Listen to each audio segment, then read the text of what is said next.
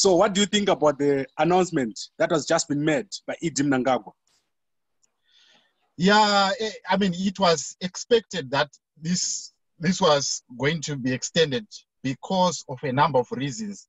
The first reason being that the World Health Organization has warned against relaxing lockdowns because that will allow more infections, and then it will be difficult for them to combat them. And looking at the health system of Zimbabwe, it was imminent that this announcement was going to be made. So yeah, it was not something that we thought there was not going to be another extension, but it was something that we were anticipating that it will happen. So yeah, it doesn't come as a surprise at all. Okay, he has extended to the 3rd of May. Is that sufficient time? What worries me is the amount of tests that they are doing. I think you are aware of the High Court ruling that happened, I think, a few days back, when they said that they've ordered the Ministry of Health to do at least 1,000 tests a day. That will amount to about 30,000 tests in a month. But now that for me is not good enough. You look here in South Africa, you find out that here in South Africa they have stepped up that process to around 25 to 36,000 per day, which gives them enough time to, because for them to be able to flatten the curve, you really need to make sure that you do more tests so that you can also trace the contact list of the person who has been affected, so that those people, they can be put into quarantine, so that you can stop the spreading of the virus. So what worries me is the level or the amount of time that they had in the past 21 days and the amount of people that have been tested so far. So I feel it's not good enough. Probably another 21 more days was going to be enough if they had stepped up the number of people that they are testing on a daily basis. Okay. Now, Mnangagwa announced that the mining sector is going to be allowed to operate. What do you think about that? Yes, it was.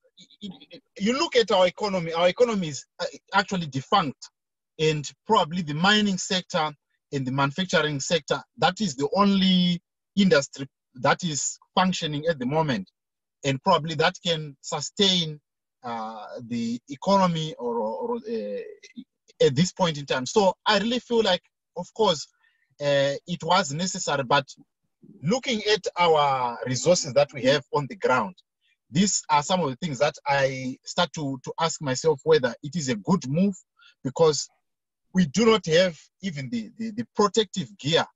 If they cannot find protective gear for the health workers, how about the people that are in the mining sector? Are they well equipped to have these people going into work? Are they going to we all know the problems and the challenges that you find in the mining sector and the corners that they cut. Are we not opening another risk of people contracting the viruses and bringing it back to the people that are in their communities? That is also my other worry. Of course, it is good for our economy to get a boost, but my other worry is the resources that are on the ground. Are they enough for this process to continue without affecting other people that are in the community? Okay, in South Africa, the mining sector is not allowed to operate. The CEO of Anglo Platinum was arrested a day ago and fined 60,000 rands. Yes. Do you think the South African government is going to allow Zimbabweans to cross into South Africa if they have this kind of setups where they allow some sections to operate and some not to operate? It is going to be difficult, really, because you look at people that are coming from Zimbabwe. There are people that have been affected, and you look at this. It all comes back to the issue of resources. They are looking at how much resources do you have in Zimbabwe, and then you come here you have not been tested, obviously what is going to happen is people, they are going to be put in quarantine before they even come here to Zimbabwe. So it's going to be very, very difficult. But however, you look at the border post, the border fence, if the people are going to come here illegally, then that also poses another threat to South Africa as well. So probably there might be talks that that might be going around to make sure that they prevent people from coming this side, because it will be a bigger risk for South Africa, especially for the communities that are living in Kukus and or in the informal settlement, because that's where people go and hide, because they know that the law enforcement agents are not there to monitor the movements. So that poses a big risk also to South Africa if this side is open. And I think I saw, was it, I think on Monday, where people were arrested or were stopped by the police from going to I think it was Lonmin, because they had not yet opened other sectors of the economy.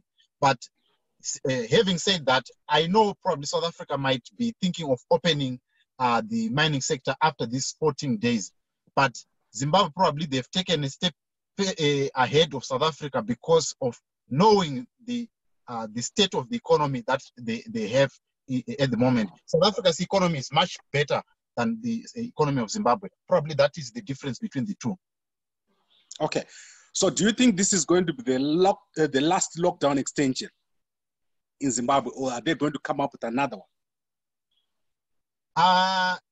What I think personally, they will have to look at what is the region doing, because looking at South Africa, if South Africa, I read somewhere where Dr. Zweli Mkhize, the Minister of Health here, was saying that even though the infections are many, it does not mean that the extension of the lockdown here in South Africa is going to continue. So probably they will also be watching what is the region going to be doing. So that is also going to determine how they are going to go about it. But I don't foresee them opening everything soon. And if they are going to open, which sector of the economy are they going to open? As you have said that, if you have seen that they've opened the mining sector and the manufacturing sector, which other sector of the economy is important at this point in time for the economy to run again, or to be in full throttle? I don't see them opening another part of the economy, just for the fact that they do not want to risk their bilateral agreements that they have with other partners that are in the region. Okay, so I think we've covered almost everything. Is there anything else that you want to say before we close? Yeah, what worries me with this extension of the lockdown, mostly right now, is the issue of our people that are in Zimbabwe. The worry that I have is people live from hand to mouth, and I think you are much aware of that. And they have not been given the opportunity to, they were not given enough time for them to prepare for this 21 days. And now the extension has been handed down, and there is no contingent plan to cater for people to have food, or to cater for people to have at least something to snack on, or something. I mean, because most of the people, they are in the informal market, and they live from hand to mouth. So that is my major worry. How are people going to survive? Of course, people that are in the rural areas, probably now it's the time of the harvest, they might not worry. But the people that are in town, they are the ones that are going to be much affected, because they do not have the resources in order to fend for their families. That is the major worry that I have not heard from this speech, that there is a contingent plan to make sure that people are given food parcels so that they can continue abiding by the law. What I'm actually seeing is that many people are going to be found on the wrong side of the law because they want to fend for their families. Right, Mr. Jethro Rusike from JCTV Zimbabwe. It's always a pleasure talking to you. Thank you very much for joining me again today. And let's talk again soon and analyze the situation here in South Africa. All right, thank you so much. Thank you, sir.